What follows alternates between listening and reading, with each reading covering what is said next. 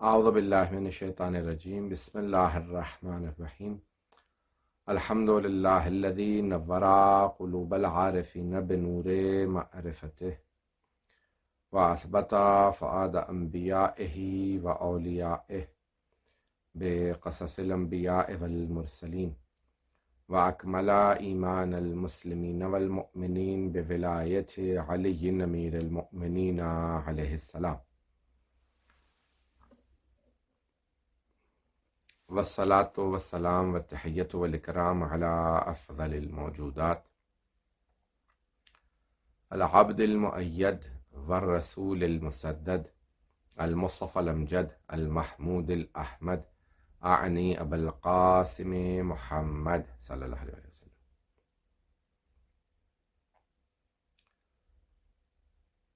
وعلی روحہ ونفسہ وسحرہ ووصیہ سید الاتقیاء والاصفیاء مولا الموالی امام المتقین علی بن ابی طالب علیہ الصلوۃ والسلام وعلی اوصیائہ لا سیما بقیۃ اللہ فی الارضین روحی وارواح العالمین لتراب مقدمہ الفدا واللعنۃ الدائمۃ علی اعدائہم اجمعین من الآن الی قیام یوم الدین. اما بعد فقد قال اللہ الحکیم فی کتابہ الکریم بسم اللہ الرحمن الرحیم هل يستوي الذین یعلمون والذین لا یعلمون صدق اللہ العلی العظیم. شہادت امیر المؤمنین علی بن ابی طالب علیہ الصلوۃ والسلام ہے، اور ہمارے اسلامی کیلنڈر کے غم کے سب سے بڑے دنوں میں سے ایک دن یہ دن ہے. ماہ رمضان کی برکتوں میں اتنا بڑا غم ہمیں ظالموں نے دیا کہ یہ کبھی بھی بھلایا نہیں جا سکتا، اور اس پہ بے انتہا ملائکہ نے، خود حضرت جبرائیل علیہ السلام نے مرثیہ کہا، ملائکہ نے غم منایا، حضرت جبرائیل علیہ السلام نے اس پہ مرثیہ کہا. تو ہم کوشش کریں گے کہ روز شہادت امیر علیہ السلام میں کچھ مولا کے فضائل، کچھ ان کے مصائب کو آپ کی خدمت میں پیش کریں، اور میرے تمام سننے والے مؤمنین مؤمنات، میرے بھائی بہن، میرے بزرگ، میرے بچے، اس مجلس جناب امیر المؤمنین مولا الموحدین سید الاولیاء اور ایمان کل کائنات کی جان، ولایت کی شان، مؤمنین کے یعصوب، مرکز شیعان حیدر کرار، تشیع کے پہچان اور رسول خدا صلی اللہ علیہ وسلم کی جان علی ابن ابی طالب علیہ الصلوۃ والسلام. آج ہم ان کے کچھ فضائل و مناقب اور ان کے کچھ مصائب آپ کی خدمت میں پیش کریں گے. قرآن کریم نے علم کی بے انتہا تعریف کی ہے، اور ومن اوتی الحکمت فقد اوتی خیرا کثیرا، اور جس کو حکمت و دانائی دی گئی اسے خیر کثیر عطا کی گئی ہے. حکمت، دانائی، علم، اس کی بے انتہا تعریف ہے. جو آیت میں نے انتخاب کی اس میں اللہ سبحانہ وتعالیٰ فرماتا ہے هل يستوي الذین یعلمون والذین لا یعلمون، کیا وہ جنہیں ہم نے علم دیا اور وہ جنہیں علم نہیں دیا، جن کے پاس علم ہے اور جن کے پاس علم نہیں ہے، کیا وہ دونوں مساوی ہو سکتے ہیں؟ کیا برابر ہو سکتے ہیں؟ قرآن کریم نے بہت سے تقابل پیش کیے ہیں، اور یہ تقابل اس لیے پیش کیے جاتے ہیں کہ سوچنے والوں کے لیے اللہ سبحانہ و تعالیٰ کوئی واضح دلیل دے، کوئی پیغام دے جس سے وہ حق کو پہچان سکیں۔ سرور کائنات نے جہاں قرآن کریم کی اتنی آیات ہے وہاں پہ آپ نے ارشاد فرمایا ہے انا مدینۃ العلم وعلی بابها، میں علم کا شہر ہوں، علی اس کا دروازہ، فمن اراد العلم فلیأت الباب، جو علم چاہتا ہے وہ در کے ذریعے آئے، علی در ہیں، در کے ذریعے آئے، کوئی میرے پاس مستقیم نہ آئے۔ دوسرے مقام میں فرمایا انا دار الحکمت وعلی بابها، میں حکمت کا گھر ہوں اور علی اس کا دروازہ۔ حکمت اور علم، دانائی، عقل، اس کی بے انتہا قرآن کریم نے مدح کی ہے، اور سرور کائنات نے ان تمام چیزوں کا مرکز جناب امیر المومنین علیہ السلام کو بتایا کہ مجھ تک پہنچنے کا اگر کوئی راستہ اور واسطہ ہیں تو وہ علی ابن ابی طالب علیہ السلام۔ مولا متقیان کے جہاں بے انتہا فضائل و مناقب، ان میں جو آپ کے فضائل میں یہ فیصلہ کرنا بڑا مشکل ہے کہ سب سے بڑی فضیلت کون سی ہے، لیکن کہ آپ کی ولایت کی زیادہ تعریف کی جائے، آپ کے علم، یعنی جہاں پہ اتنے فضائل ہوں وہاں یہ بیان کرنا مشکل ہو جاتا ہے کہ انسان کون سے فضائل کو پڑھے، کون سی فضیلت کو بیان کرے اور کون سی فضیلت افضل ہے۔ لیکن ان تمام فضائل کے اندر جناب امیر علیہ السلام کے علم سے متعلق سب سے زیادہ تعریف کی گئی ہے کہ جو کچھ کائنات کے اندر ہے، مولا کا مشہور معروف نہج البلاغہ میں بھی ہے اور بے انتہا کتابوں میں جملہ مشہور ہے کہ آپ نے فرمایا کہ سلونی سلونی قبل ان تفقدونی، جو پوچھنا ہے پوچھ لو اس سے پہلے کہ تم مجھے کھو دو۔ تو امیر المومنین علیہ السلام کے علم کی جو فضیلت ہے وہ تمام، اسی لیے آپ نے خود بھی کہا، بڑے بڑے بزرگ علماء نے اس کو نقل کیا ہے کہ جب آپ سے سوال کیا گیا کہ آپ کو اپنے سے متعلق کون سی آیت، اتنی آیات آپ کی شان میں کون سی آیت پسند ہے، تو آپ نے فرمایا یہ آیت جو ہے تمام آیات میں مجھے سب سے زیادہ پسند ہے جو میری شان میں آئی۔ کون سی؟ بسم اللہ الرحمن الرحیم، سورہ رعد 13واں سورہ اور 43ویں آیت، وَيَقُولُ الَّذِينَ كَفَرُوا لَسْتَ مُرْسَلًا قُلْ كَفَىٰ بِاللَّهِ شَهِيدًا بَيْنِي وَبَيْنَكُمْ وَمَنْ عِندَهُ عِلْمُ الْكِتَابِ، کہ یہ جو کافر ہیں میرے حبیب، یہ آپ سے کہتے ہیں کہ آپ اللہ کے بھیجے ہوئے رسول نہیں ہیں، آپ اللہ کے بھیجے ہوئے مرسل نہیں، لست مرسلا، آپ رسول نہیں ہیں، آپ مرسل نہیں، یعنی اللہ نے نہیں بھیجا آپ کو۔ قول، ان سے کہہ دیجئے، کفا باللہ شہیدا بینی و بینکم من عندہ علم الکتاب، میرے اور تمہارے درمیان بس دو ہی گواہ کافی ہیں، کس چیز پہ؟ میری رسالت پہ، ایک خود اللہ گواہ کافی ہے، قل کفا باللہ شہیدا بینی و بینکم ومن عندہ علم الکتاب، اور دوسرا وہ کہ جس کے پاس پوری کتاب کا علم ہے، پوری کتاب کا علم۔ تو اللہ سبحانہ و تعالیٰ نے یہاں پہ اپنے حبیب کو بھی کہا کہ بس آپ کے لیے دو ہی گواہ کافی ہیں کہ آپ رسول ہیں، ایک خود اللہ، دوسرا وہ کہ جس کے پاس پوری کتاب کا علم، وہ ہیں علی بن ابی طالب علیہ السلام۔ آئیں ذرا دیکھیں کہ جناب امیر نے اس آیت کو کیوں پسند کیا، کہ یہاں پہ اللہ سبحانہ و تعالیٰ نے اپنے نام کے ساتھ اپنے حبیب کا گواہ علی ابن ابی طالب کو بتایا، اپنے نام کے ساتھ جناب امیر کا نام رکھا۔ خالق جس بندے کو اتنی عزت دے کہ اس کا نام اپنے نام کے ساتھ رکھے، کہ اللہ کو ناز ہے کہ اس نے علی جیسا بندہ بنایا، کہ جو لوگوں کے اندر اللہ کے محبوب کا، حبیب خدا کا، ان کی رسالت کا سب سے بڑا گواہ۔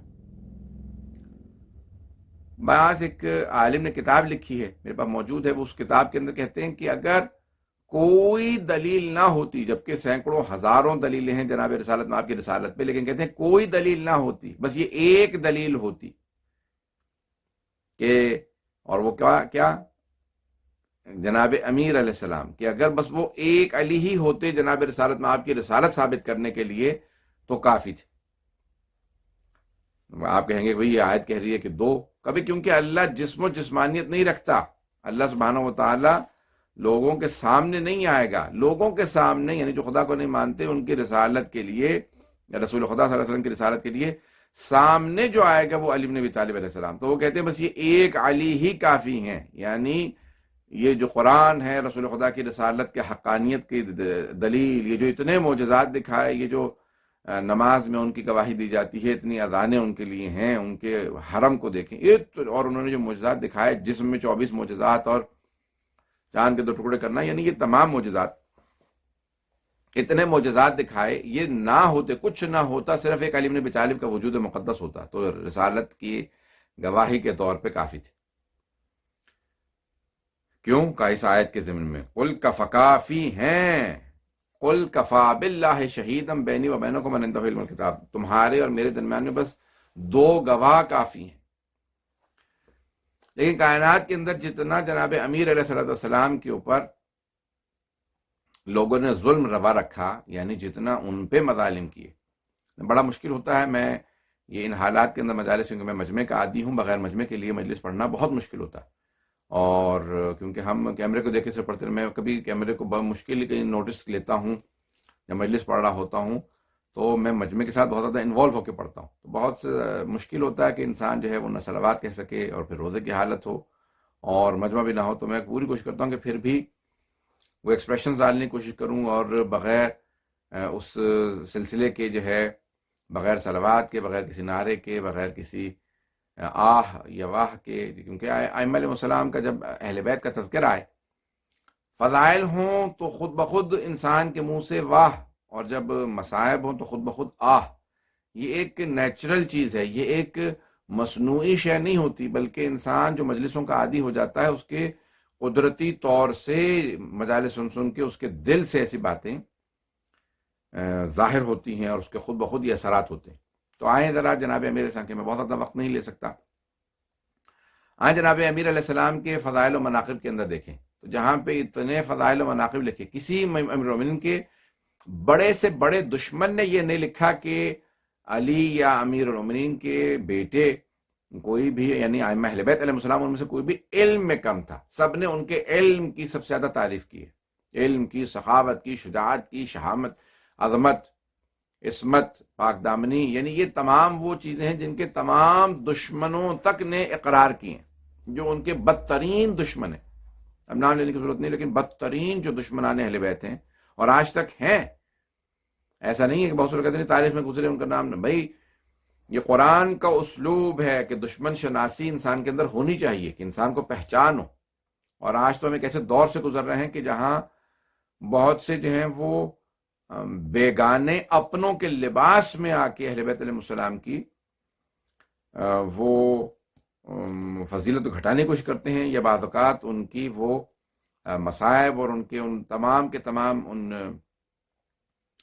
اہل بیت علیہ السلام کے فضائل کو کہتے ہیں کہ نہ پیش کیا جائے۔ بہرحال میں اس میں نہیں جانا چاہتا، تو ہم اس بات پہ انشاءاللہ تعالیٰ آگے بڑھیں گے کہ اللہ سبحانہ وتعالیٰ نے کتنے فضائل و مناقب، قرآن کریم کے اندر بے انتہا آیات ہیں جناب امیر علیہ السلام کی شان میں، اور ان آیات کے اندر اگر آپ دیکھیں تو ہر جگہ پہ آپ کو جناب امیر علیہ السلام کے مقام اور عظمت میں ایک شے نظر آئے گی کہ اللہ سبحانہ وتعالیٰ نے جہاں جہاں جناب امیر کی فضیلت پیش کی ہے، چاہے واحد کا صیغہ استعمال کیا ہو، چاہے جمع کا صیغہ استعمال کیا ہو، ایک چیز مسلم ہے کہ کوئی امیر المؤمنین کی اس فضیلت میں، صحابہ رسول میں یا امت میں کوئی بھی جناب امیر کا مقابلہ نہیں کر سکتا، ان جیسا بن کے نہیں دکھا سکتا۔ یہ سب سے بڑی جناب امیر علیہ السلام کا کمال ہے کہ کوئی بننا بھی چاہے تو علی بن نہیں سکتا، ان کے جیسا بن کے نہیں دکھا سکتا، اس فضیلت کو حاصل نہیں کر سکتا۔ اللہ سبحانہ وتعالیٰ نے ہمیشہ دعوت دی ہے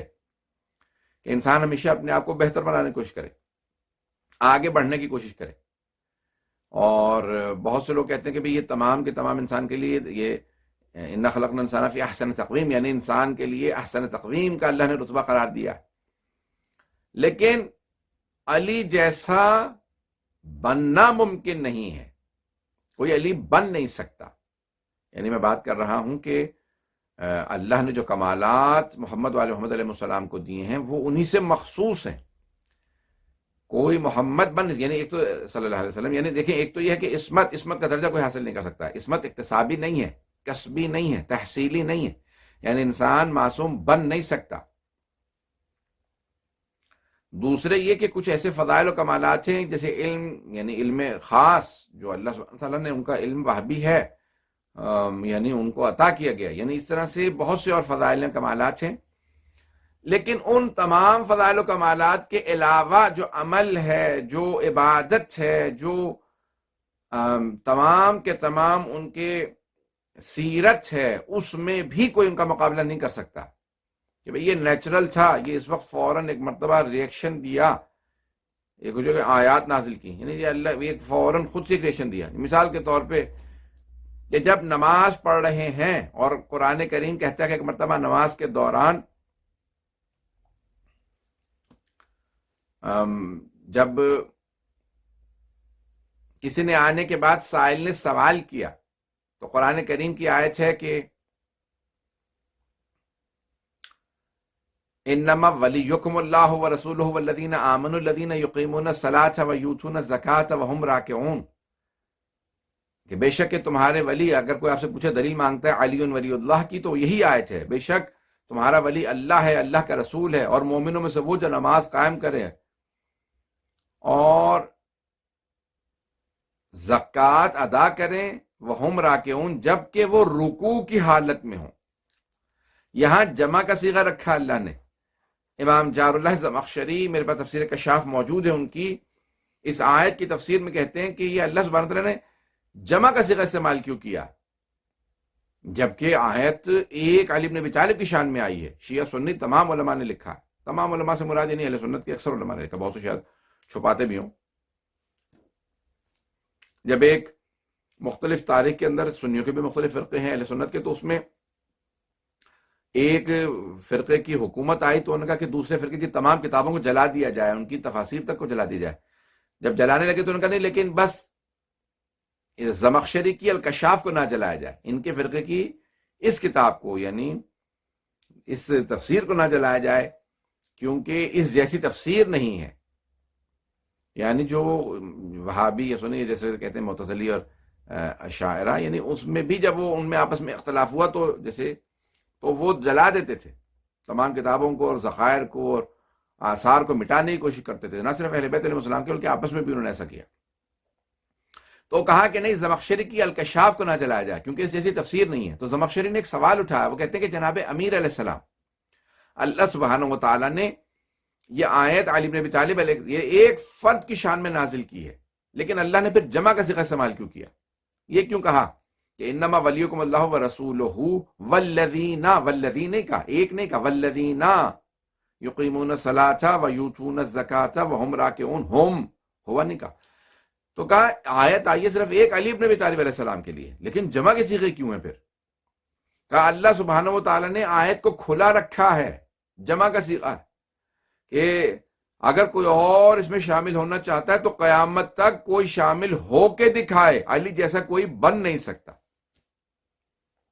اس انداز سے جناب امیر علیہ السلام نے راہ خدا میں زکوٰۃ دی ہے کہ آج تک دنیا چاہے جو کر لے علی کی ولایت کا انکار نہیں کر سکتی. انکار کرے بھی تو بس ایسا ہی ہے کہ جب سورج کو دیکھیں آنکھیں چودھیانے لگے تو کہیں کہ نہیں یہ سورج نہیں ہے.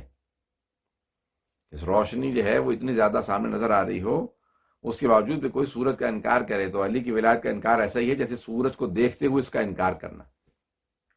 تو قرآن کریم نے جناب امیر علیہ السلام کے علم، ولایت، ہر چیز کو پیش کیا، لیکن بغیر علم کے نہ ولایت حاصل ہوتی ہے، نہ امامت، اور نہ کوئی اور منصب. اور قرآن کریم نے بہت واضح الفاظ میں کہا فَاسْأَلُوا أَهْلَ الذِّكْرِ إِن كُنتُمْ لَا تَعْلَمُونَ، اہل ذکر سے، ذکر والوں سے سوال کرو، ان کنتم لا تعلمون، اگر تم علم نہیں رکھتے. تو قرآن کریم نے جب ان واضح الفاظ میں کہتے کہ تم سوال کرو، فَاسْأَلُوا امر ہے، امر یعنی وجوب پہ دلالت کرتا ہے، حکم دے رہا اللہ، اقیموا الصلاۃ امر ہے، نماز قائم کرو. تو اب یہاں پہ اللہ کہہ رہا ہے فَاسْأَلُوا أَهْلَ الذِّكْرِ، اہل ذکر سے سوال کرو، یعنی سوال کرنا واجب ہے. بھئی سوال تو تبھی کریں گے جب اہل ذکر مل جائے، تو سوال کرنا اہل ذکر سے واجب ہے. اہل ذکر کون ہیں؟ تو مرحوم ایک بہت بڑے پیر صاحب میرے ساتھ ایک جگہ تقریر کر رہے تھے، بہت بڑے ایک یہ گھولڑا شریف جو ہے وہ اسلام آباد میں ایک گدی ہے، یعنی بہت بڑی پیری فقیری کا ایک سلسلہ ہے، اور ان کے بڑے مشہور معروف جو ہیں وہ ایک پیر گزرے ہیں سید نصیر الدین شاہ، ان کے دادا سید مہر علی شاہ جو بڑے مشہور ہیں، جن کے اشعار بھی ہیں، ہمارا قصائد بھی ہیں، قصیدے بھی لکھے ہیں، نعت بھی لکھی. تو وہ میرے ساتھ یہ تقریر کر رہے تھے. وہ کہنے لگے قرآن کو جب میں نے پڑھا فَاسْأَلُوا أَهْلَ الذِّكْرِ، اہل ذکر سے سوال کرو، تو کہا میں تلاش کرنے لگا اہل ذکر کون ہے. یا پیغمبر کے بعد اہل ذکر سے سوال کرنا، آج پیغمبر اسلام سے سوال کرو. دنیا سے جب رخصت تشریف لے گئے تو پردے میں چلے گئے، اب کس سے سوال کریں؟ پیغمبر کے بعد کون ہے اہل ذکر؟ تو کہا میں نے سارے صحابہ میں تلاش کیا، مجھے اہل ذکر نہیں ملا. پھر میں نے تابعین میں تلاش کیا، مجھے اہل ذکر نہیں ملا. کہا تبع تابعین میں نے تلاش کیا، اہل ذکر نہیں ملا. کہا پھر میں نے مفسرین میں تلاش کیا، اہل ذکر نہیں ملا. پھر محدثین میں تلاش کیا، اہل ذکر نہیں ملا. فقہاء میں تلاش کیا، اہل ذکر نہیں ملا. فلاسفہ میں تلاش کیا، اہل ذکر نہیں ملا. کہا تمام علوم کے ماہرین میں دیکھ لیا، اہل ذکر نہیں ملا. کہا میں پریشان تھا، قرآن کہہ رہا ہے فَاسْأَلُوا، اللہ حکم دے ہی نہیں سکتا کہ جاؤ جا کے سوال کرو جب تک کہ اس نے پہلے سے مصداق نہ بھیج دیا ہو کہ کس سے سوال کرو. سوال کرنا کس سے ہے؟ پہلے اسے اللہ بھیجے گا، پھر بعد میں کہے گا اس سے سوال کرو. کہا میں تلاش کرتا رہا، پھر مجھے اچانک ممبر کوفہ پہ کوئی بہت جلوہ افروز ہستی نظر آئی کہ جنہوں نے آواز دے کے کہا سلونی سلونی قبل ان تفقدونی، جو پوچھنا ہے پوچھ لو اس سے پہلے کہ تم مجھے کھو دو. کہ قرآن کہہ رہا تھا فَاسْأَلُوا، سوال کرو اہل ذکر سے، اور وہ کہہ رہے تھے سوال کرو مجھ سے. کہ پھر میرے لیے واضح ہو گیا کہ یہ سلونی سلونی کہنے والے ہی فَاسْأَلُوا اہل ذکر کا مصداق ہے، انہی سے سوال کرنا چاہیے. سوال علی سے کرو گے تو جواب آئے گا. اللہ سبحانہ و تعالیٰ نے وہ مقام جناب امیر کو عنایت فرمایا کہ کوئی دنیا میں حاسد جتنی حسد کر لے جناب امیر کی عظمت کو گھٹا نہیں سکتا. اللہ سبحانہ و تعالیٰ نے وہ مقام عطا کیا. ایک عرب شاعر نے کہا ہے کہ اگر کوئی چاند کی طرف رخ کر کے تھوک دے تو اس کے اپنے منہ پہ آ جاتا ہے وہ تھوک.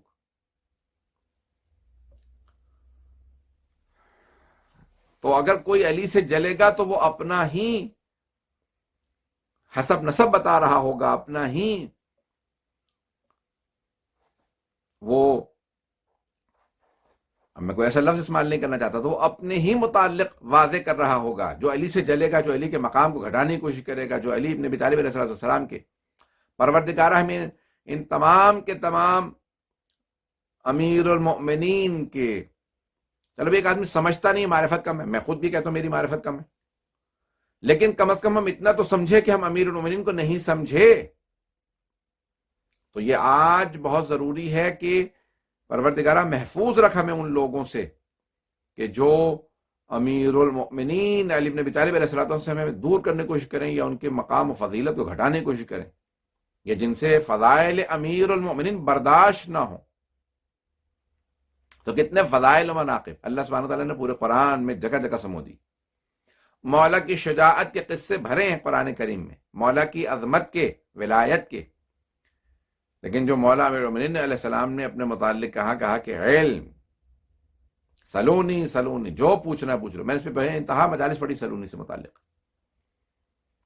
تو مولا نے اس انداز سے اپنے علم کو واضح کیا ساری دنیا کے سامنے کہ کوئی کسی بھی مسئلے کو جناب امیر کے سامنے لے کے آیا تو آپ نے فرمایا کہ بھئی اگر اہل توریت مجھ سے توریت سے مسئلہ پوچھیں، لائیں گے تو یہ توریت سے دکھا دیجئے، میں توریت سے جواب دوں گا. اگر زبور کے ماننے والے زبور سے، انجیل کے ماننے والے انجیل سے، قرآن کریم کے ماننے والے قرآن سے، اور جو کسی کتاب کو نہیں مانتے وہ مجھ سے عقل سے سوال کریں، میں انہیں عقل سے جواب دوں گا. امیر المؤمنین علی بن ابی طالب علیہ السلام کو اگر دشمن نے بھی سوال کیا تو آپ نے اس کا جواب دیا. یہ نہیں کہا کہ تم تو مجھے مانتے نہیں ہو. جناب امیر نے کبھی بھی سوال کرنے والے کو رد نہیں کیا، ان کو ٹالا نہیں. جہاں جناب امیر علیہ السلام کتنے فضائل و مناقب، وہاں پہ سن لیجئے کہ بھی فَلْيَسْتَوِي الَّذِينَ يَعْلَمُونَ وَالَّذِينَ یہ بھی کیوں بہت سے مقامات پہ علم ضروری ہے. بے اللہ سبحانہ و تعالیٰ کے اسماء میں ایک نام ہے علیم.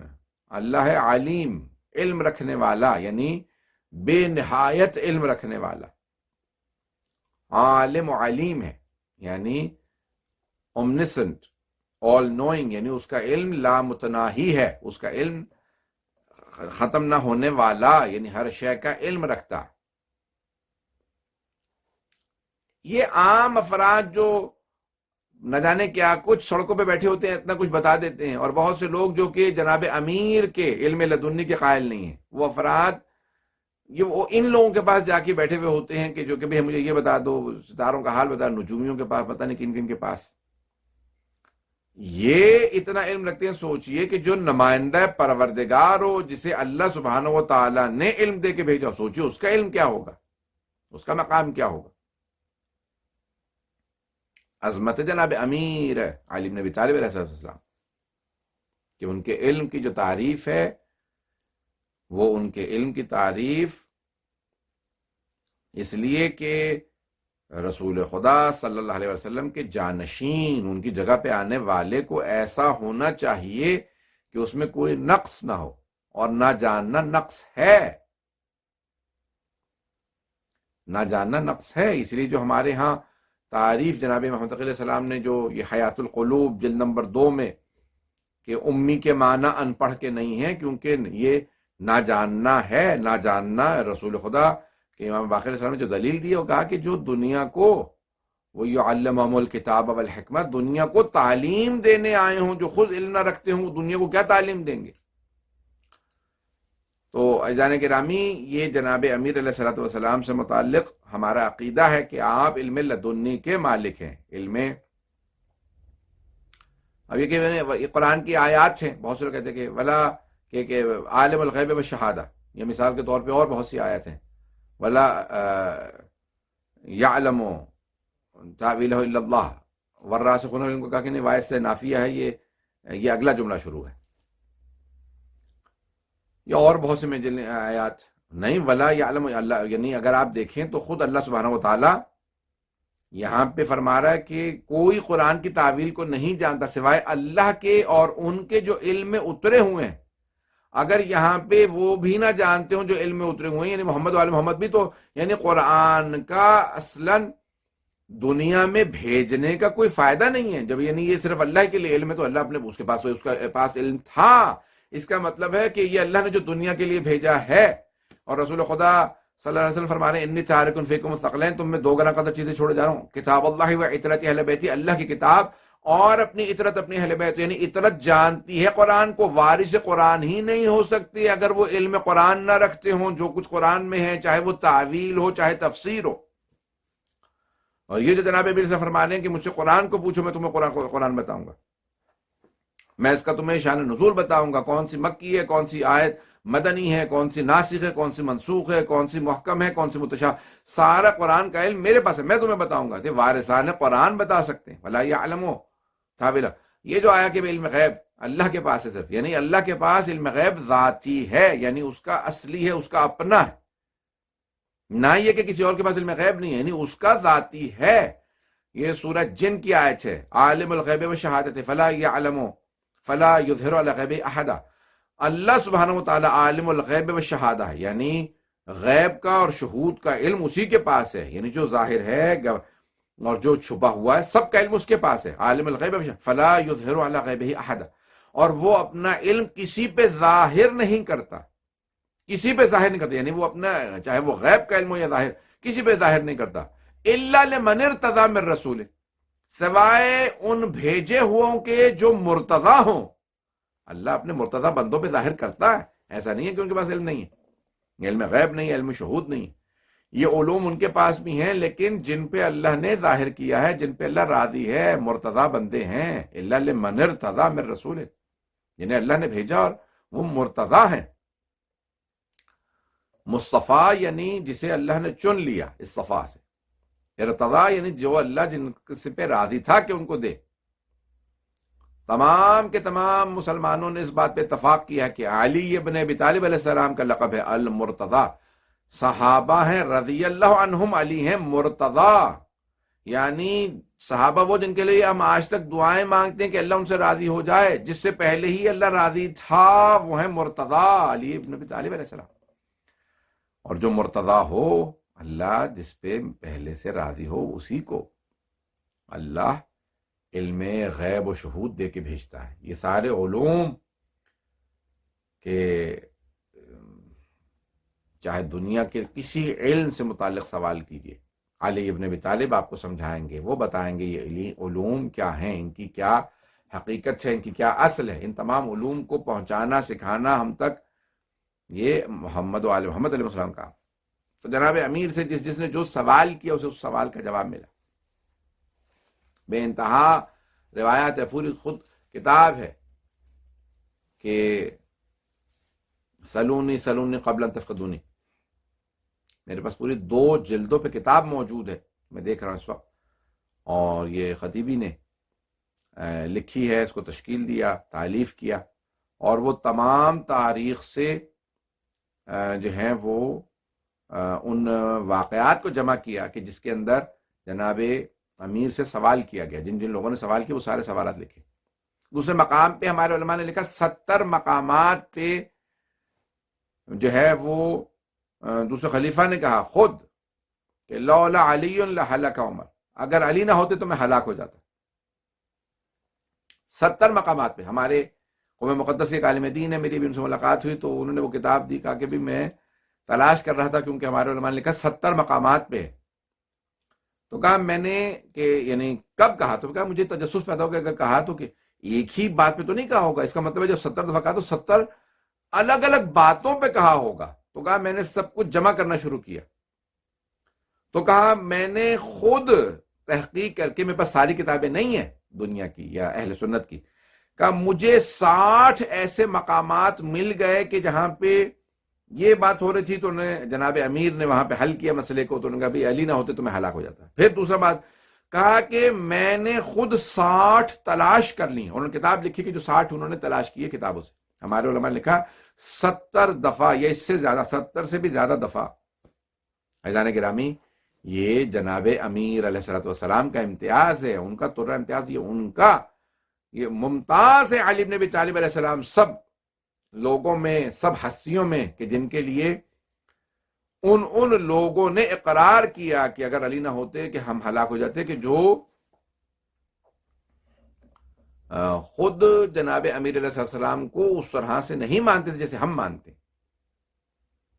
ان لوگوں تک نے اقرار کیا علی نہ ہوتے تو ہم ہلاک ہو جاتے۔ یعنی آج جو نظام ہے دنیا کے اندر، نظام کائنات، وہ جناب علی بن ابی طالب علیہ السلام اس کے اندر ان کا خاص مقام ہے اس دنیا کے تمام کے، یعنی چاہے وہ علم ہو، چاہے حکمت ہو، دانائی ہو، کسی موضوع پہ لے لیں۔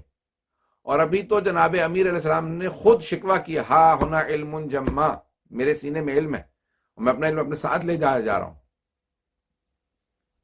کوئی ایسا دنیا میں نہیں ملا جس کو میں علم دے سکتا۔ اور ہاں کچھ لوگ ملے لیکن جن میں صلاحیت تھی، کہا جن میں صلاحیت نہیں تھی، کہا جن میں صلاحیت تھی لیکن ان میں تقویٰ نہیں تھا، اس لیے میں انہوں نے علم نہیں دیا، اور جن میں تقویٰ تھا ان میں صلاحیت نہیں تھی۔ یعنی عمومیت یہاں پہ جناب یعنی معصومین علیہ السلام اس میں مستثنا، کیونکہ وہ خود علم اللہ سبحانہ وتعالیٰ، یعنی ان کا علم جو ہے وہ اللہ سے ڈائریکٹ جو ہے ان کا رابطہ ہے۔ ہم بات کر رہے ہیں کہ یہ جو غیر معصومین علیہ السلام دنیا کے اندر مؤمنین اتنی صلاحیت نہیں رکھتے تھے، ایک آدھا آدمی کافی نہیں ہوتا، اگر کچھ سکھا بھی دیا تو وہ اپنے ساتھ لے گیا۔ ہمارے آج یہ سائنس کہتی ہے کہ ہم اپنا جو ہے وہ دماغ جو استعمال کرتے ہیں بہت کم دماغ استعمال کرتے ہیں، 10% بھی ہم اپنا دماغ استعمال نہیں کرتے۔ ایک عام آدمی بھی اگر 1-1.5% زیادہ استعمال کرے تو کہتے ہیں جینیس ہے، اور اب تک وہ کہتے ہیں کہ سوائے ابن سینا کے کسی کے متعلق ثابت ہی نہیں جس نے پتہ نہیں 10% یا 11% دماغ استعمال کیا، جن کو تاریخ میں جینیس کہا جاتا ہے، جن کے آج تک نظریات پڑھائے جاتے ہیں اور 900 سال پہلے گزرے ہیں۔ اب سوچئے کہ یہ جو خود عام افراد یہ اپنی صلاحیات کو بڑھا کے کہاں تک پہنچ جاتے ہیں، یہ عام افراد، اور جسے اللہ نے اپنا ولی بنا کے بھیجا ہو، جسے اللہ نے ایک مقام عطا کیا ہو، سوچئے ان کا مقام کیا ہوگا، ان کی عظمت کیا ہوگی، ان کی فضیلت کیا ہوگی۔ اللہ سبحانہ و تعالی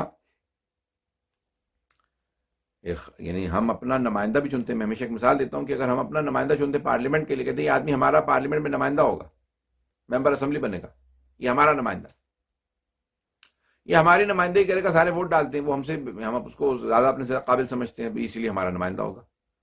تو آج یعنی اس سے متعلق بحثیں ہوتی ہیں کہ اس کو گریجویٹ ہونا چاہیے کم از کم، اس کو ایسا ہونا چاہیے، اس کو امین صادق و امین ہونا چاہیے، اس کو اس کا کرمنل بیک گراؤنڈ نہ ہو.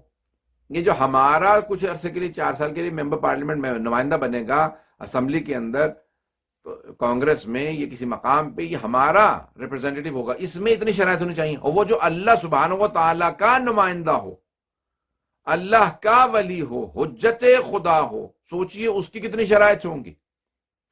اب جب وہ اللہ کا نمائندہ ہے تو کسی بھی فیلڈ میں، کسی بھی راستے میں، کسی بھی علم میں، کسی بھی میدان کے اندر جو بھی ایکسپرٹ ہو، جو بھی ماہر ہو، وہ اس کے لیے بھی اللہ کی حجت ہے. یہ عقلی دلیل دے رہا ہوں آپ کو. یعنی ایک آدمی کہتا ہے میں فزکس کے اندر بہت زیادہ ماہر ہوں، ایک کہتا ہے کیمسٹری میں ماہر ہوں، ایک کہتا ہے میں بایولوجی میں ماہر ہوں، ایک میڈیکل سائنس میں ماہر ہے، ایک انجینئرنگ میں ماہر ہے، ایک آئی ٹی کے اندر ماہر ہے. مختلف علوم میں، لاء میں مختلف ماہرین سارے جمع ہو جائیں کہ ہم سب کا کوئی ایک ایسا ہو جو ہم سب کو اللہ تک پہنچا دے. ان تمام علوم میں ماہر جتنے بھی ایکسپرٹس ہیں، جتنے بھی ماہرین ہیں، متخصصین ہیں، جتنی یونیورسٹیوں کے بڑے سے بڑے پروفیسر ہیں، یہ سارے جمع ہو جائیں تو حجت خدا ان سب پہ حجت ہے. جو ان سب پہ حجت ہے، اگر ان سے کم ہو تو حجت کیسا؟ وہ ان تمام پہ حجت تبھی ہے کہ جب وہ اللہ سبحانہ و تعالیٰ کا ان سب کے اوپر، ان سب سے بالاتر ہو. فوق کل ذی علم علیم. کسی بھی علم رکھنے والے سے اوپر کوئی اس سے بڑا علم رکھنے والا، تمام علوم میں جو ماہر ہو، تمام علوم میں جو دسترس رکھتا ہو، قدرت رکھتا ہو، کمال رکھتا ہو، اور جہاں تک وہ سوچ سکتے ہو وہ اس سے آگے کی باتیں بتاتا ہو، تب وہ ان پہ حجت خدا ہے. وَإِلَّا حجت کیسا؟ اور یہ نہیں کہ تھوڑا سا آگے ہو. مثال کے طور پہ کہ کوئی آدمی جا رہا ہے، پی ایچ ڈی کر رہا ہے، وہ یعنی خود اتنا قابل ہے لیکن اس کو سپروائز کرنے والا اس سے تھوڑا سا آگے ہے کہ ٹھیک ہے اب یہ ریسرچ لکھ رہے ہیں. اگر وہ خود ہی اس ریسرچ کے اندر اتنا ماہر ہو تو وہ یعنی وہ تھوڑا سا آگے ہوتا ہے. امام معصوم بس یہ تھوڑا سا آگے ہونا ہے کہ ٹھیک ہے کچھ چیزیں میں جانتا ہوں، کچھ چیزیں آپ تحقیق کر کے نکالیں. یہ حجت خدا نہیں ہے. جس کا کسی شے میں کوئی مقابلہ نہ کر سکتا ہو وہ حجت خدا ہے. یعنی شجاعت میں، علم میں، سخاوت میں، تمام کمالات کے اندر جو اپنی مثال آپ ہو وہ حجت خدا ہے. وَإِلَّا حجت خدا نہیں. اپنا عقیدہ بدل لیجیے اگر آپ یہ عقیدہ نہیں رکھتے. حجت خدا کے لیے تمام کمالات کا مالک ہونا ضروری ہے. یہ اگر علم کے اندر اس درجے پہ نہ ہو تو وہ حجت خدا ہی نہیں ہے. تو جناب امیر تمام کمالات کے اندر بے کمال ہیں، یعنی ان کا کوئی بھی مقابلہ نہیں کر سکتا، ان کا کوئی بھی ان کے کمال میں دنیا کے اندر محمد و آل محمد کا لا یقاسن باحد، لا یقاسن بنا احد، ہمارے سے کسی کا بھی کوئی مقایسہ نہیں ہے. کسی سے کوئی مقایسہ نہیں کیا جا سکتا آل محمد علیہ السلام کا. لوگ کہتے ہیں کہ امیر المومنین مظلوم تھے. میں کہتا ہوں نہیں، امیر المومنین آج بھی مظلوم ہیں. لوگ کیسی کیسی لوگ ہستیوں کو، شخصیتوں کو لے کے آتے ہیں اور جناب امیر سے مقابلہ کرتے ہیں اور پھر جناب امیر کو ہرا دیتے ہیں کہ نہیں ان کو فوقیت، اس کو افضلیت، اس کو. بھائی محمد و آل محمد علیہ السلام سے تو مقابلے پہ لے کے آ رہے کسی کو، پھر کہتے ہو کہ نہیں وہ ان کو اولویت تھی. اس سے بڑا کیا ظلم ہوگا علی بن ابی طالب علیہ السلام پہ. جناب ختم مرتبت کا جب کوئی ثانی نہیں ہے تو جناب امیر علیہ السلام کا کوئی ثانی نہیں ہے، کیونکہ قرآن میں آیت ہے ند ابناءنا و ابناکم و نساءنا و نساءکم و انفسنا و انفسکم. تم اپنے بیٹوں کو لے کے ہم اپنے بیٹوں کو لے کے آئیں گے، تم اپنی خواتین کو لے کے ہم اپنی خواتین کو، تم اپنے مردوں نفسوں کو لے کے آؤ ہم اپنے نفسوں کو لے کے آئیں گے. نفس رسول علی بن ابی طالب علیہ السلام. جب رسول کی جگہ کوئی نہیں آ سکتا تو علی کی جگہ کوئی نہیں آ سکتا. یہ مقام ہے، عظمت ہے جناب امیر علیہ السلام کی. لیکن آج بھی جناب امیر مظلوم ہے. میں چند جملے مسائب کے پیش کرنا چاہتا ہوں. مظلومیت امیر المؤمنین آج بھی جناب امیر علیہ الصلوۃ والسلام کی مظلومیت میں عجیب و غریب ہے. بڑے بڑے علماء نے لکھا ہے کہ اگر واقعہ کربلا نہ ہوتا تو کہا جاتا تاریخ میں سب سے مظلوم علی بن ابی طالب علیہ الصلوۃ والسلام. تاریخ میں اگر واقعہ کربلا نہ ہوتا، کیونکہ مولا کی پوری زندگی مصائب کی گزری ہے. مکے میں دیکھیں، اعلان رسالت سے پہلے 10 برس، پھر اعلان رسالت کے بعد، یعنی پوری ان 10 برس میں، ہاں ٹھیک ہے بچپنا تھا لیکن پھر بھی رسول خدا غار حرا میں جاتے ہیں تو یا جناب خدیجہ یا جناب امیر رسول خدا کے لیے وہاں غار حرا تک جا رہے ہیں، کھانا لے کے جا رہے ہیں. مکے سے آنا، پیدل آنا، وہاں تک جانا. اعلان رسالت کے بعد سب مشرکین کے مقابلے میں تنہا ڈٹنا، یہ جناب امیر علیہ الصلوۃ والسلام. پیغمبر پہ ظلم ہوئے لیکن جناب امیر نے وہ سارے مظالم برداشت کیے، جھیلے. وہ ساتھ میں ہر ظلم میں جو رسول خدا پہ ڈھایا گیا، ہر ظلم کے اندر جناب امیر علیہ السلام مقابلے کے لیے ساتھ کھڑے تھے. ہر جگہ پہ جناب امیر علیہ السلام رسول خدا کے ان مظالم کو جھیل رہے تھے. آپ آگے کرتے، آپ بے پتھر چلتا سینے پہ لیتے. پھر مدینے میں آ گئے، پھر تمام جنگوں میں جناب امیر علیہ السلام نے حصہ لیا. کسی نے کوئی بھی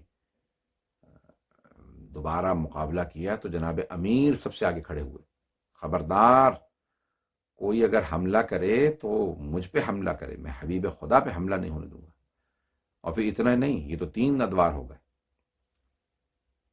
کہ اعلان رسالت سے پہلے بھی آپ سختیاں جھیلتے رہے، ایسا اعلان رسالت کے بعد مکے میں، پھر اعلان رسالت کے ہجرت کے بعد، اور پھر ہجرت کے بعد جناب امیر یعنی رسول خدا کے بعد کا دور بعد رسالت، سب سے جو سخت دور تھا، کیونکہ اب تک سارے دشمن بیرونی دشمن تھے، اب اندرونی دشمنوں سے مقابلہ تھا. سب سے زیادہ جو سخت ہوتا ہے نا مقابلہ، جو سب سے مشکل ہوتا ہے، وہ ہوتا ہے داخلی مقابلہ.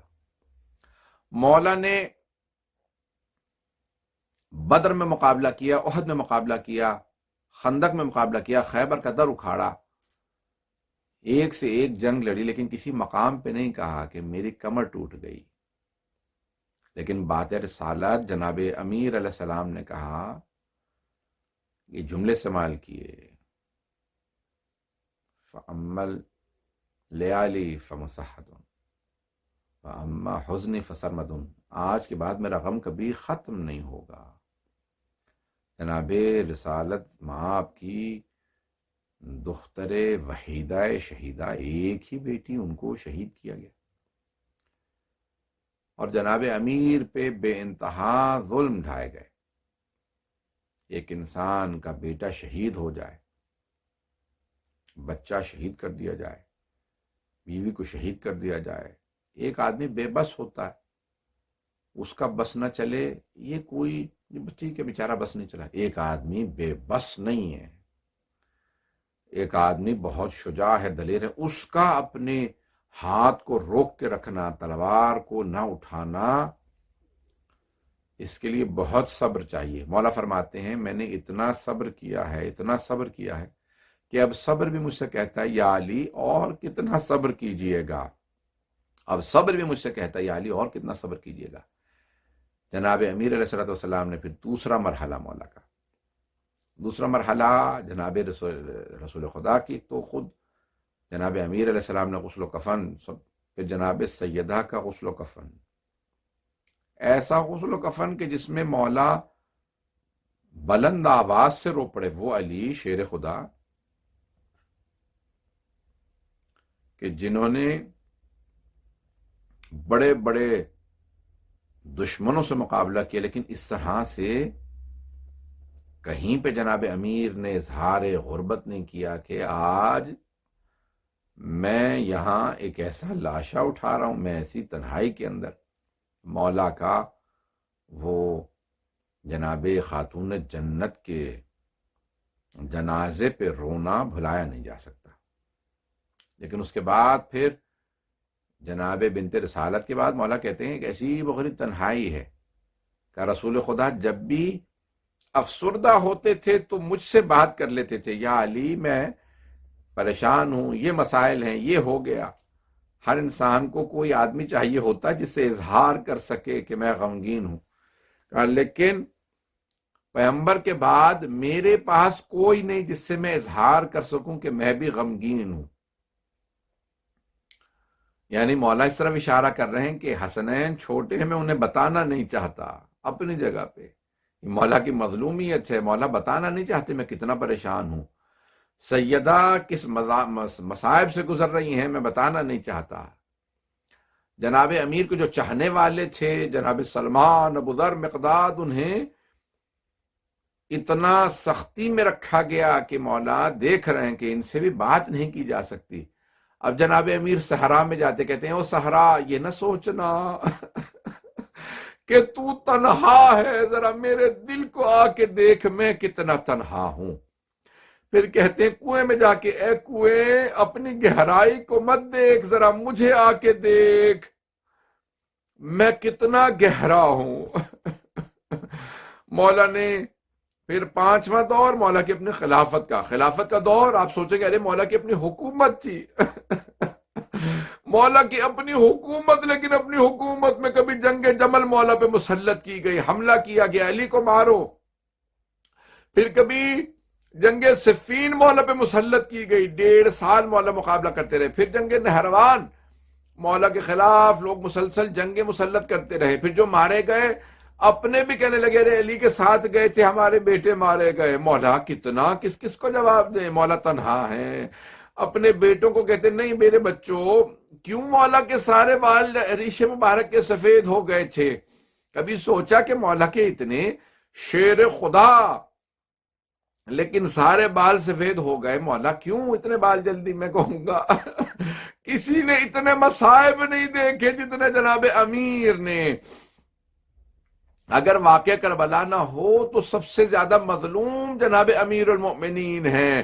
واقعہ کربلا میں جناب امیر علیہ السلام کے بعد واقعہ کربلا ایسا واقعہ جس کو کہا جا سکتا ہے سب سے مظلومیت کا واقعہ، کہ جہاں ایک دن میں 72 کو مارا گیا۔ لیکن اگر واقعہ کربلا کو ایک طرف کیا جائے تو امیر کی پوری زندگی میں بہت مصائب آئے۔ بس میں 2 جملے اور مصائب کے پیش کروں گا اس سے پہلے کہ شہادت کو پڑھوں۔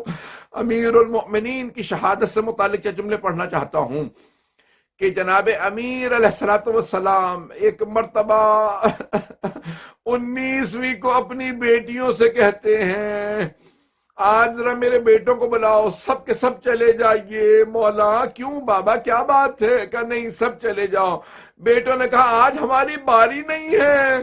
کہا نہیں آپ جا کے حفاظت کیجئے کوفے کے دروازے کی، کوفے کے سارے آج آپ چلے جائیے۔ ٹھیک ہے بابا آپ کا حکم ہے۔ مولا کا آج مزاج بدلا سا ہے، سارے بیٹے سمجھ رہے ہیں کوئی بات ہے۔ امام حسن و حسین جو جانتے ہیں وہ ظاہر نہیں کر سکتے، بابا کا حکم ہے چلو ہم آج حفاظت کریں گے۔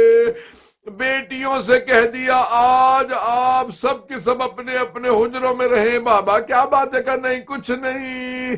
ایک مرتبہ جناب امیر چلے جب چلے تو جیسے ہی صحن میں نکلے سارے کی ساری مرغابیوں نے راستہ روکا۔ راستہ روکنا تھا، مولا کی ابا میں چونچے ڈالنے لگی۔ جناب زینب نے کہا بابا کبھی بھی یہ اس طرح سے آپ کا راستہ نہیں روکتی۔ مولا نے کہا انہن نواحی، یہ میرا نوحہ پڑھ رہی ہے، یہ جانتی ہیں علی اب چل کے نہیں آئیں گے۔ بس بیٹیوں کو پتہ چلنا تھا۔ ساری کی ساری بیٹیاں تڑپنے لگی کیا بات ہے بابا اس طرح سے کیوں جا رہے ہیں؟ ایک مرتبہ جناب امیر چلے، جیسے ہی چلے مسجد کی محراب کی طرف خود جانے سے پہلے گلدستہ مینارے میں ایک مرتبہ گلدستہ اذان میں آئے، خود اذان دی۔ ایک مرتبہ کا اللہ اکبر، بس مولا کا اللہ اکبر کہہ رہا تھا، بیٹوں کے کان میں آواز گئی، کہا بابا خود اذان دے رہے ہیں۔ بیٹیوں نے رو کے کہا کتنا درد ہے بابا کی آواز میں۔ ایک مرتبہ مولا چلے محراب کی طرف، دیکھا کوئی آدمی الٹا سو رہا ہے، اسے جگایا، ٹھوکر ماری کا اٹھ، نماز کا وقت ہے، تو اپنا کام کر۔ مولا محراب میں آئے، محراب میں آنے کے بعد مولا امیر المؤمنین نے نافلہ شروع کی، نافلہ نماز پڑھ رہے تھے، ابھی فجر کی نافلہ پڑھ رہے ہیں مولا کے، ایک مرتبہ ایک ملعون نے تلوار اٹھائی جو وہ تیز کرتا رہا تھا، کئی دنوں سے زہر میں بجھا رکھی تھی، مولا کی گردن کاٹنا چاہتا تھا، لیکن شیر خدا کا سجدے میں اتنا روب تھا، اس نے تلوار چلائی، تلوار سر میں ٹیڑھی لگی، ایک مرتبہ سر میں شگاف کیا، مولا سجدے سے اٹھے، نافلہ نماز کے اختتام پہ کہا بسم اللہ وباللہ وعلی ملت رسول اللہ، فزتو برب الکعبہ، فزتو ورب الکعبہ۔ ایک مرتبہ مولا نے آواز دی، وہاں جناب جبرائیل چلے، آواز مرثیہ پڑھتے ہوئے، تحجمت واللہ ارکان الہدی، اللہ کے دین کے سارے ارکان تباہ ہو گئے، بس مرثیہ سننا تھا، آندھی چلنے لگی، بیٹیاں تڑپنے لگی، بیٹوں نے آواز سنی، مولا حسن نے کہا تیزی سے چلو، بابا کو ضربت لگی ہے، ایک عباس روتے ہوئے آگے بڑھے، جناب امیر علیہ السلام نے کہا بیٹا میرے سر میں ضربت ہے، نماز کو مکمل کر دے۔ بس بھئی ایک مرتبہ مولا حسن نے کہا بیٹو بھائیوں سے کہا چلو، سب کے سب چلو، وہاں پہ ایک مرتبہ میں سارے مصائب چھوڑ کے 2 سے 4 منٹ کی زحمت دوں گا۔ ایک مرتبہ امام امیر المؤمنین نے کہا مجھے گھر لے چلو، دائیں طرف سے امام حسن مجتبی نے تھاما، بائیں طرف سے امام حسین نے پکڑا، قدموں سے جناب عباس و محمد حنفیہ نے اٹھایا، گلی میں مبارک کو لے کے چلے، جناب امیر کو گھر لے کے چلے، اصحاب کو مولا نے دیکھا سب رو رہے، ابھی تک مولا کی آنکھ میں کوئی آنسو نہیں، امام حسن کو روتا دیکھا کہ نہیں بیٹا ایسی باتیں ہوتی رہتی ہیں، مردوں کو بڑے بڑے امتحان آتے ہیں، بیٹا کوئی بات نہیں، کہ نہیں بابا آپ کی جدائی برداشت نہیں ہوگی۔ ایک مرتبہ جناب امیر نے اپنے اصحاب سے کہا رک جاؤ، کوئی میرے ساتھ گھر نہ آئے، میری بیٹیوں کا خبر مل چکی ہے، میری بیٹیوں کا رونا، میرے اصحاب کے کانوں میں رونے کی آواز ہے، میری غیرت برداشت نہیں کرے گی، رک جاؤ۔ مولا نہیں رو، ایک مرتبہ جیسے ہی گھر لے کے آئے، مسجد کوفہ کے ساتھ متصل مولا کا بیت الشرف ہے، جیسے ہی گھر لے کے آئے گھر لانا تھا، دروازہ کھولا، جیسے ہی دروازہ کھلا سامنے جناب زینب کھڑی تھی، مولا نے جناب زینب کو دیکھا کہ بی بی رو رہی ہے، بس بیٹیوں کا رونا مولا سے برداشت نہیں ہوا، بیٹیوں کو روتا دیکھا خود مولا رونے لگے، کہا بیٹا مجھے زمین پہ کھڑا کر دو، میں بیٹیوں کے سامنے بیٹوں کے ہاتھوں پہ نہیں جاؤں گا۔ اجرکم اللہ، بس بھئی 2 جملے زحمت دوں گا۔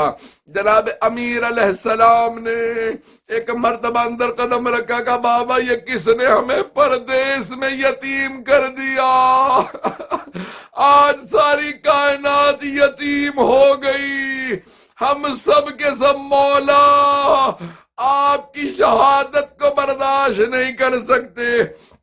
جناب امیر ابن ابی طالب علیہ السلام نے جس انداز سے اندر گئے، میں نے تمام کر دیا، مولا آپ کی شہادت ہو گئی۔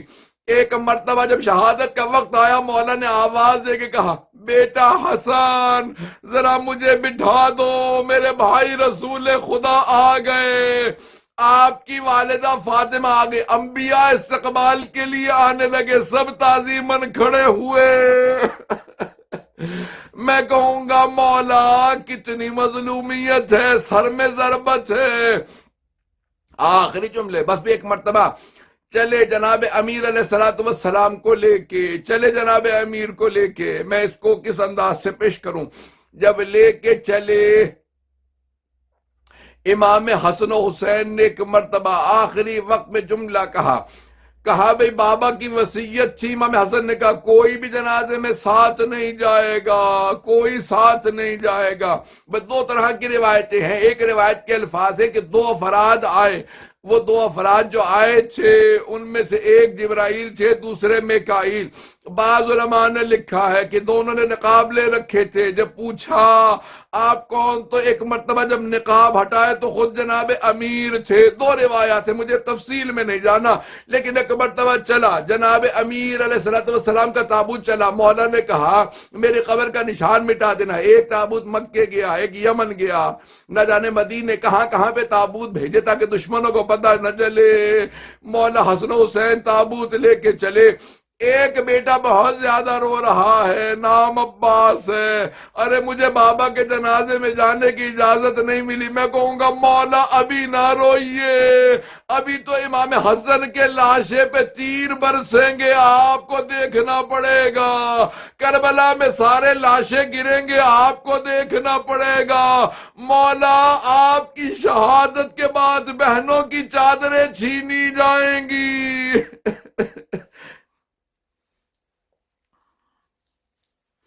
الا لعنت اللہ علی القوم الظالمین وسيعلم الذين ظلموا أي منقلب ينقلبون۔